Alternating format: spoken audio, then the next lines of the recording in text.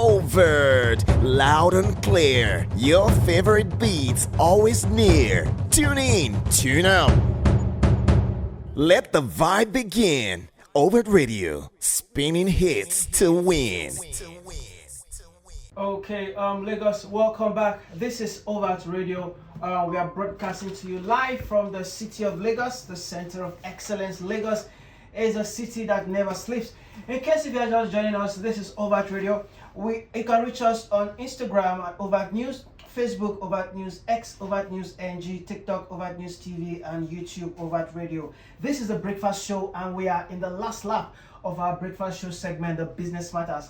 We have, before we went on break, we have our guest. Our guest is still here with us. Damilola Otufodunrin is an entrepreneur, a fashion designer, world famous fashion designer for that matter.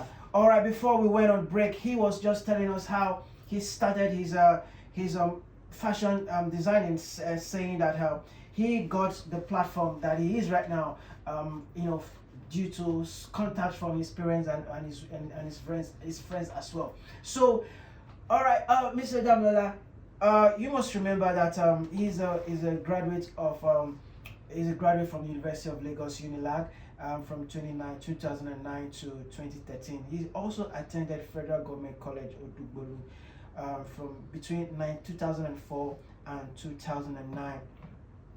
All right, sir. You were explaining to us. You were telling us how TikTok, gave you how you took advantage of TikTok. I don't know if there's any other platform that you. Okay, now let me ask you, which of this social media platform can you say that will be more beneficial to fashion designers? Well, you will definitely have to use a social media platform that deals with visibility, like TikTok, videos and images, and Instagram. TikTok is really like the in thing that you would What use. about Facebook? Well, Facebook, Facebook also, but the way Facebook works, I would not really say Facebook. Okay. Why? Because I realize that this is just me being. I don't know if I stand to be corrected. The audience on Facebook are mostly millennials above. Yes. The audience on Instagram has millennials are there, the OGs are there, the newbies are joining, Gen Zs are joining, and all of that. It's moving. It's kind of moving. TikTok definitely is a Gen Z thing. Is a Gen Z thing. Now, the reason why I said Facebook is that I realized the buying culture of people. Now, this is it. If, take for example, you would rarely find a 50-year-old man or a man above 60 pick up his phone, says he wants to order clothes online. It's really not it's people do it, but it's not common in that demography of people. It's not common that use it. So most of them, you just see, and Facebook, you only meet your friends, the people that you already have, that are already your friends, or probably if you have followers, if you can change it to page and you have followers, and so you just have the same set of people. So your content is revolving around the same set of people every time, except maybe you do some boosting, you do some but for the other platforms, we have young people. Take for example, I'm the one that determined what my parents wear now. Okay.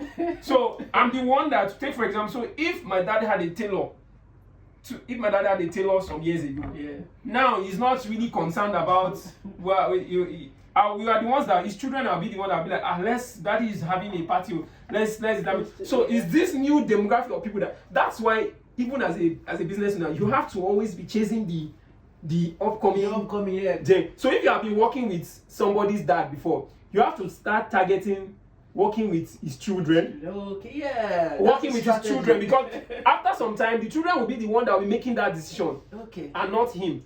So you also have to look down. And that's how the social media platform works. So that's why you find a lot of people from Instagram and TikTok doing a lot of buying online, That's what I said. Sorry, sir. Don't you think consistency does a good job while on handling social handle? I want you to tell our young entrepreneur out there how consistency matters handling social media handle in business. You just hit the nail on the head. Consistency.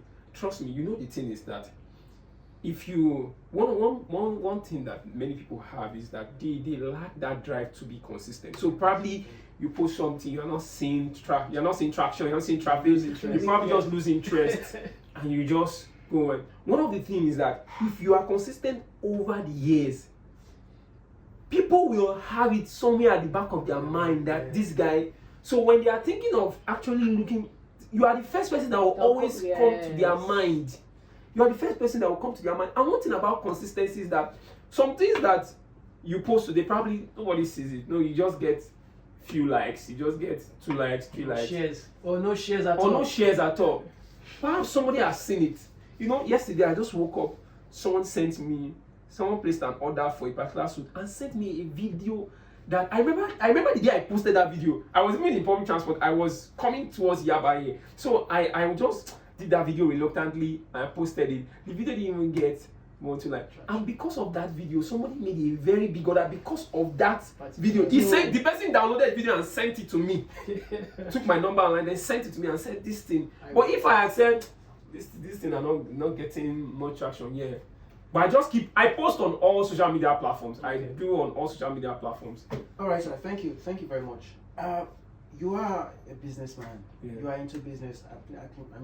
I think I know you because I was under your dad. I did my COS in your dad's office while he was at the Nation. I did my COS, and that was how I knew your dad, and I started following you on social media.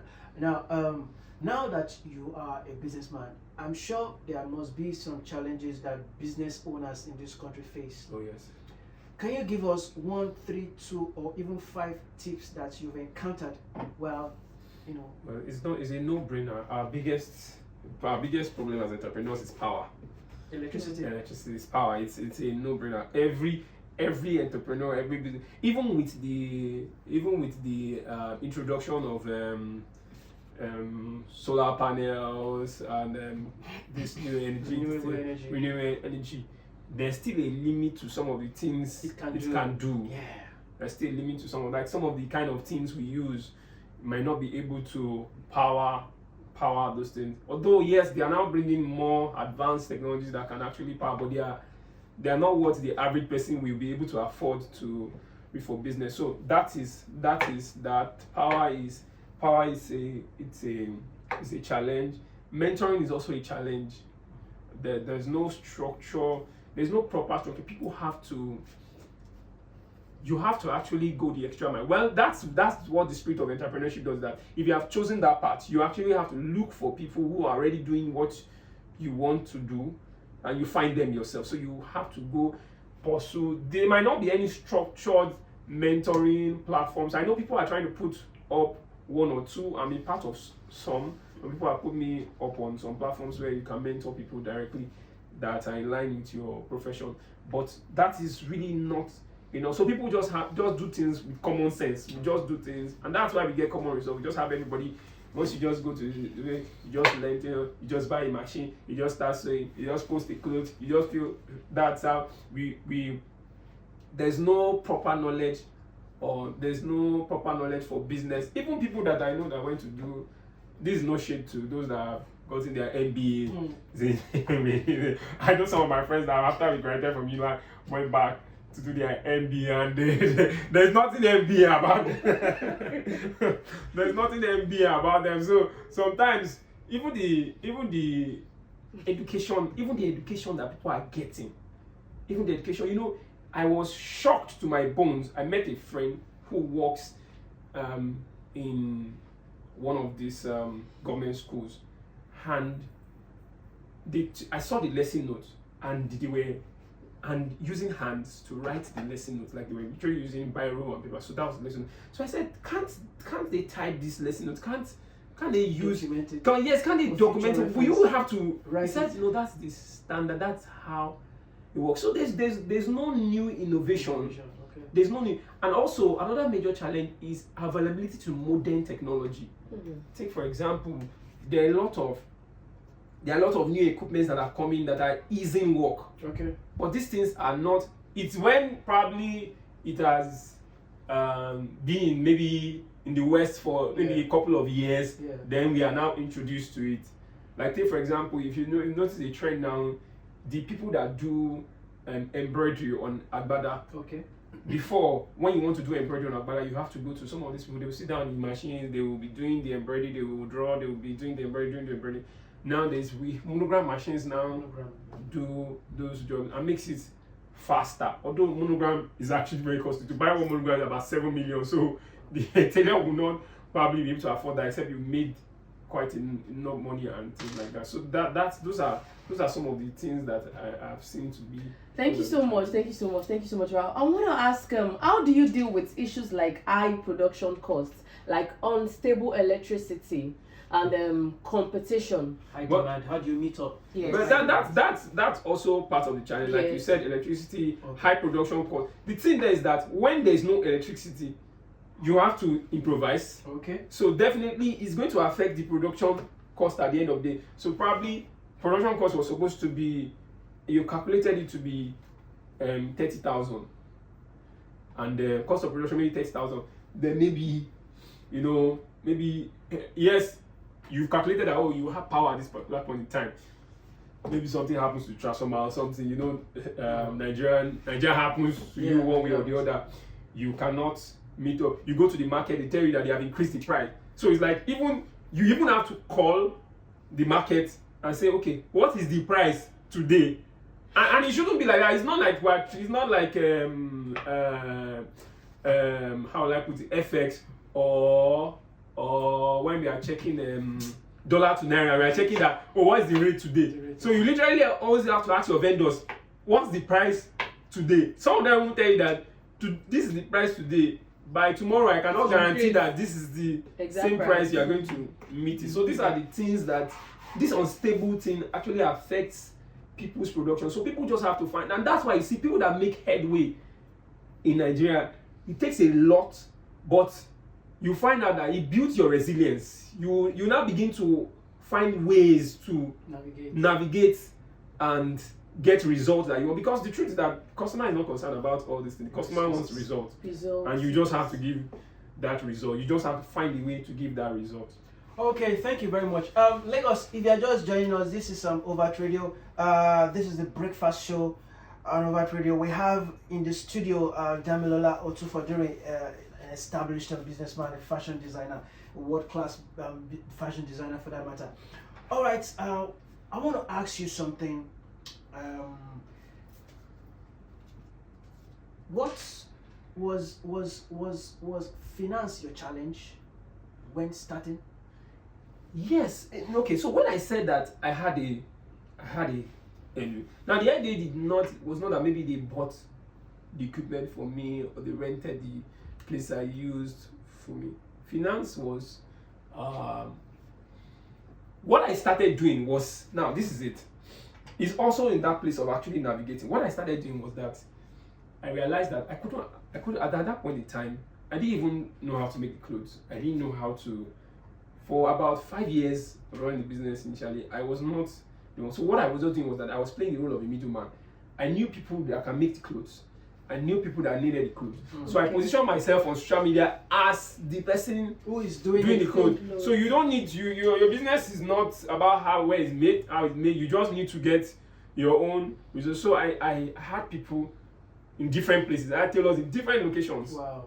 So I would just go to them and tell them that, okay, I want to make a suit. They would just think I'm just coming, although as I was coming consistently, they knew I was actually using it for business. So we built a relationship over time. And then from there, I moved from when I made quite enough money. I can still remember, as I'm talking to you now, the joy I felt buying the very first machine I ever bought, like remembering it now, the memory gives me joy. I remember that day I saw the money and I got the money and I took the money and I went to buy the first machine. I bought the first machine. By the time I bought the first machine, I bought the second machine. And then I was not even sewing. Okay. Because I realized that I couldn't meet up with the demand. Yeah. So I can't be sewing if I needed to. So all I needed to do was to talk to some tailors. I looked for people that were. So I also built, now this is also understanding how I built relationship with some of the boys that were learning under some of those people that that was doing business with them. So some of those guys, the moment they were leaving their bosses, they came directly to me. So they already had consistent pay. So I paid them. We reached an agreement. Yes.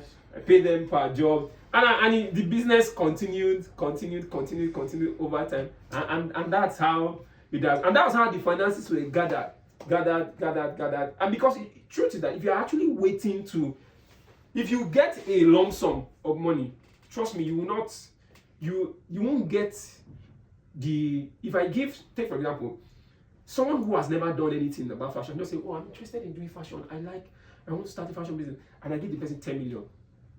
Within 5 months, that person will not have made anything. The money would have even finished. Probably the first thing that, oh, I need to rent a shop. Yeah. Oh, I need to buy a machine. The person will buy all the machines. The person will not understand that I actually need to build clientele first before I start thinking of all these things. All these things I was saying, all these 5 years, I was actually doing it from my parents' house, like in the room, in my room. All those guys used to work in my room. The machines were in my room. So, but I will get a good place to take the pictures, do all these things, put on social media, but they will make the things in my room, do everything in my room there before we did. And that was how I got the money. I didn't get any dime from my parents didn't give me like money to start buy anything. It was the money that was made from the business that I used to buy everything. That's all right, thank you. Would you advise somebody who is coming up as a fashion designer or any business owner, an aspiring business owner, will you advise that person to go to get money from the government to start up? I used to listen Or to this. what is the best way to start up? Is it getting grants or you starting from the scratch? Well, it depends on the type of business. Okay. There are some types of business, this is not being by. There's some type of business that you just need, like, it needs heavy capital. But I used to like the saying of, I don't know if you know this man called Vusi Tembakwayo. Tembakwayo, Yeah, I used to listen to him a lot. He was on the platform last year, I guess. Yes. So he said something. I remember there's an old video of his. He said, as an entrepreneur, you don't need funding to grow from 0 to 10. But you need funding to grow from 10 to 100. Okay. So from the beginning part of the business, your business should not be thinking about how to get money to do this thing. Okay, look at how I told you that I was standing as a middleman and getting. If I had money, I probably would not have done. I probably would not think of that. And then maybe I will just buy some machine and not be expecting people to come and buy. And business won't grow that way. So the early stage should not be thinking about how to get funding. Funding should be a seed to cause growth, not to start. Okay. Funding should be a seed to cause growth, not to start. It's not funding. Not that until I give you 10 million that you now start. So take for example, if I give you 10 million now, if you don't have any money, your head will open. You know that you need to do this, you need to pay rent, you need to pay workers, you need to make money. So funding is not what you need to start. Funding is what you need to grow. Okay. Thank you very much. I want you to answer this question, sir. How do you manage finances, especially when business are very slow, there is no market? Okay, so How do you cope when there's no customer? okay, so I like to go. Should I say spiritual or something? Yeah. So this is because I had a message once from I can mention the name, of course, just for Selma. And he said something. He was giving this illustration of Joseph, the 7 years of abundance and the 7 years of scarcity. Now, the thing there was that he said something that has really radicalized my mind. And I said, there will always be a time in business when everything is booming. Yes. And there will be a time when things are slow. Now, as a wise person, you know that those times that things is really booming. It's not that time you now be doing is it obulea? They call it doing this. That's the time to really be very prudent. When there is actually, I know but the mistake people make is that when business is booming, that's the time you want to just be everywhere, buy the things. Even you might not need to buy some machine. Maybe you are thinking of buying a particular machine. You can just say, okay, for this time, maybe we are going to use this what we have to actually reach this target. So those times that there was abundance, you actually leverage on that time. Even take, for example, there are some things that you know that you might need in the long run. You can use that time of abundance to purchase them. Now, when business is slow, the beauty of when business is slow, like I always tell people, is that it's always like an opportunity to go back and retreat. So take, for example, business is slow. You're not making as much sales. The activity is not as much as before. Now it's that time to actually, as an entrepreneur, you sit back. Because I actually experienced this like some months ago. Sat down, okay, what do I need to do? Okay, what else can I introduce? Take, for example, I'm known for suits. Suit is like my major, where you go to all about suit related things and things to make. So I felt okay. Maybe now people are not really doing suit. So I introduced something that I looked for.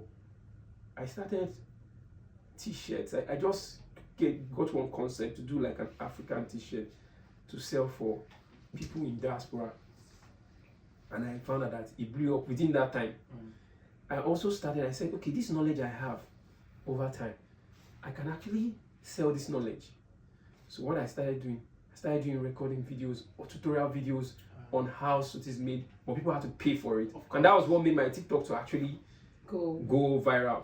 Because the moment a lot of people, tailors started reaching out to me, tailors from Ghana, tailors from Ivory Coast, tailors from Gabon, and that's the beauty about TikTok. It's borderless. Like people from different countries will reach out, and even then was when I even started having problem or receiving money receiving money from these. But I had to go and find platforms that can actually get money from those other countries and things like that.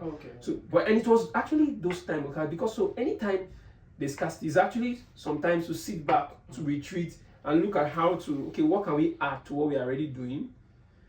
You are already prepared for it, so that there's no. You must not, as a business person, you must not get to the point where everything is just bleak, like there's zero sales. Even if there's zero sales, there must be a product, something that is still bringing something. Something. Because if business is not making profit, there's no business. You can't pay staff. You can't do anything. So that's it. You just have to. At that time, you sit back. Okay, what can we add? Maybe we are not doing this thing well. Okay, because sometimes when you are making more sense, you just think that we are already in it. But I just found out that even people's buying culture is seasonal. You know, they always say, when it's December time, people are buying things more. People are buying things more. People are making clothes. People are buying things more. But it's actually not the truth. I found out that people actually buy things more in January, February. Now because that time, there's no people have spent money in December. Now what are people looking for? What are people looking for to spend? Because every season people are spending money. What are people looking for to spend money? That time a lot of people are preparing for their children's resumption. A lot of people. So as a fashion designer, you now begin to target. To take for example, there's nothing wrong in writing a proposal to schools that you mass produce uniforms for them. And you make this quality of uniform. Maybe that time you now say, maybe you're even reaching out to the parents that maybe there are some things that are relating to fashion for their children. So you take that model at that particular point in time. It might not be the entirety of your business. You can just create a section of your business to attend to that thing. But you find out that there will always be. It's just actually studying how things work and then shift and not just stay rigid. Because most times when you stay rigid is when you experience this thing that you said that business will be slow sometimes. Business will. But once you can flow to the people's needs. You always have. Thank you, sir. Well, to our listeners out there, Mr. Damilola, what advice can you give to young entrepreneurs that are just trying to grow their business, or they have started their business, or they are having one issue or the other in their business? What advice can you give to them? Well, I would say that stay with what you want to do for a long term. Okay. And stay focused on it, because the truth is a lot of distractions.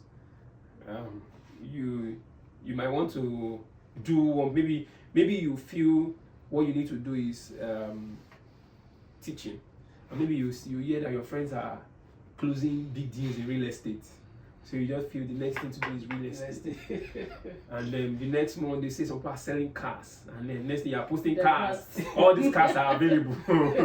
You know, and then it's maybe for ladies there's wigs. And you know, there's always one thing to do. Yeah. But the truth is, find something you want to do for a long time and stay with it. So that when anybody in that circle is looking for you, it's you that will come to their mind. You will always be the person in their mind. I've always said it that I can boast that there's nobody that knows me that would ever think of making a suit, or that would think of another person first.